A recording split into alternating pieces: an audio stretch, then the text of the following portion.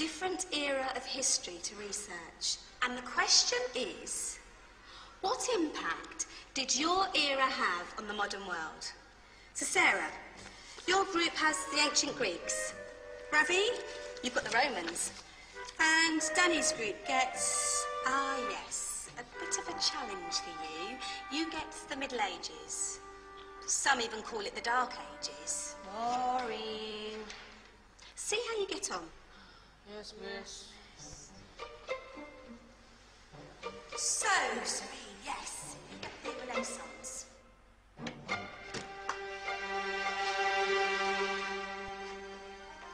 Is that the librarian? I guess so. How are the Dark Ages going to have anything to do with us? Excuse me. Sorry to bother you. What do you want? We need to find out what impact the Dark Ages had on the modern world. Never was a period of history so poorly named. Don't touch. It's priceless. And I suppose someone's been filling your head with the usual nonsense, eh? 1,000 wasted years. A black hole in history, am I right? Yeah, sort of. You see, it's always the same. You assume it was all mud, disease, death and destruction, with marauding mobs of barbarians ripping down the good of former civilizations, burning and plundering as they went. Nothing of any worth invented either, eh? Oh, no. Go on, be off with you. Sorry to bother you. Come on, it's probably not worth it. Everyone knows that the Greeks and Romans invented everything anyway. Oh, did they now? And you're sure about that, are you? You know, I might just have something for you. You seem to be up to the task. I suppose I could. Follow me. I've got just the book for you.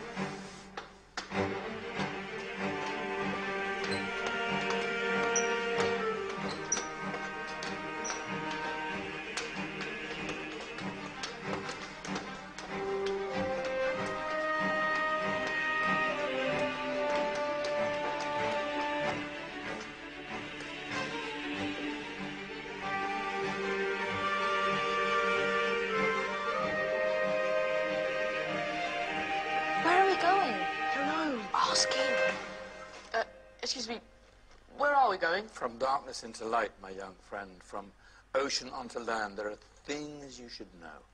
Oh, yes, indeed. Yes, indeed.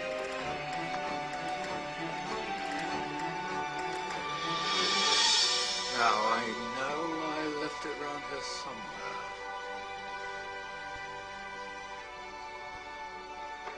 Ah! Here it is. Now, take a look. If you dare.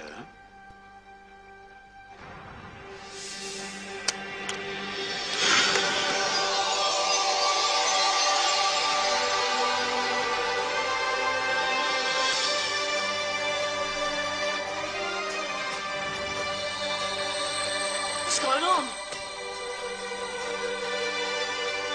Welcome to the Dark Ages, or as it should be known, the Golden Ages. Who are you? I am Al-Jazari, engineer and ingenious inventor. I thought you said this was the Dark Ages. It doesn't look very dark.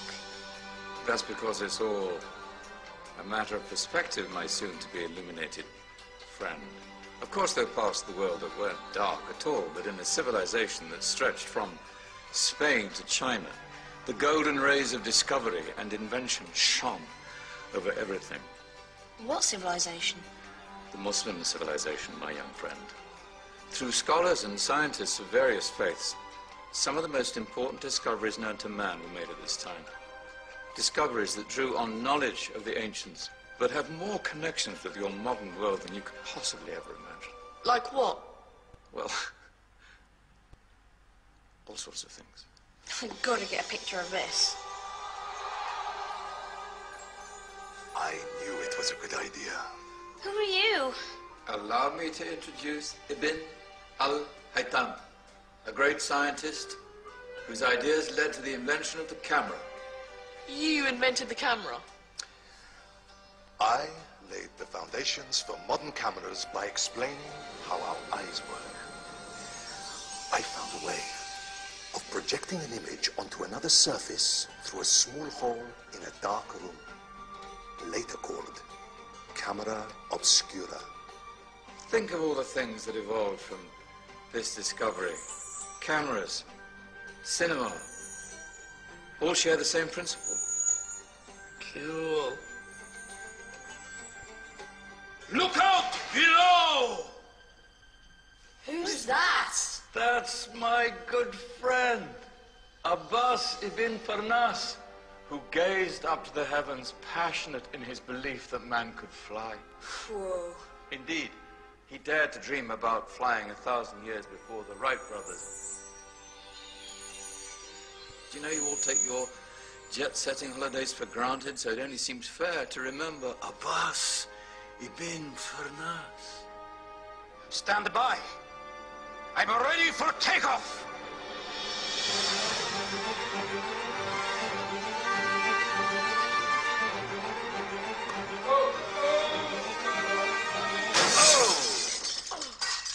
You did forget one thing, though. A tail, useful for landing.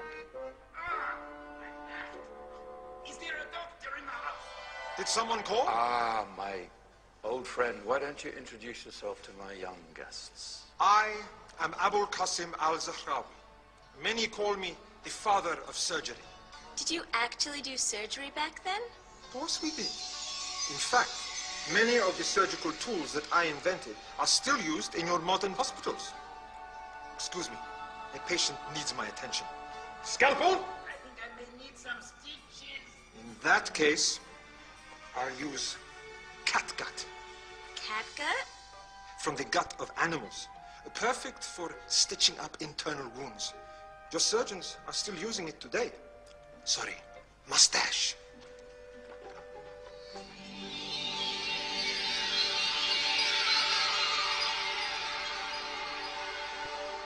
Who's she?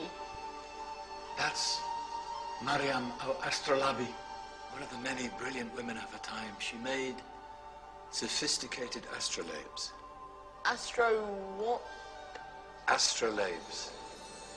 They show the sky and the stars on a small flat plate you can hold in your hand. Think of them as ancient calculating or timekeeping devices. Today you have your watch, your compass, satellite navigation, helping people and explorers travel the world. Science at its brilliant best. And all these things were developed during the Golden Ages. And that's just the tip of the iceberg. There were thousands of other inventions covering all areas of life, and in the years that followed, their influence spread across the whole of medieval Europe. So you see, it wasn't so dark after all. What about you? Me? What did you invent? Well, I don't want to be big-headed, but I made some groundbreaking advances in engineering. I suppose my most significant discovery converted rotary motion into linear motion using a crank and connecting rod. It's essential in pumps and engines. In fact, I've no idea how the Industrial Revolution could have happened hundreds of years later without such a device. Well, I never get the credit I deserve. But my crowning glory was my amazing time-telling machine. My legendary elephant clock.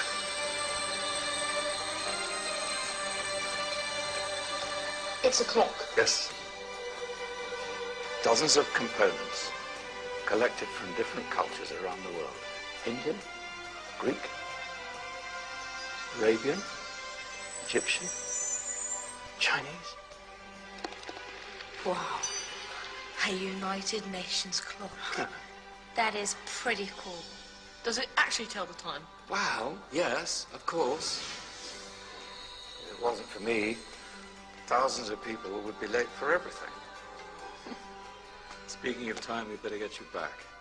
And remember, Spread the word. This is the golden age, and I've only shown you a tiny part of this wondrous time. There are countless other scientists and inventions directly connected to your modern world. You're just going to have to find out for yourselves. No, wait.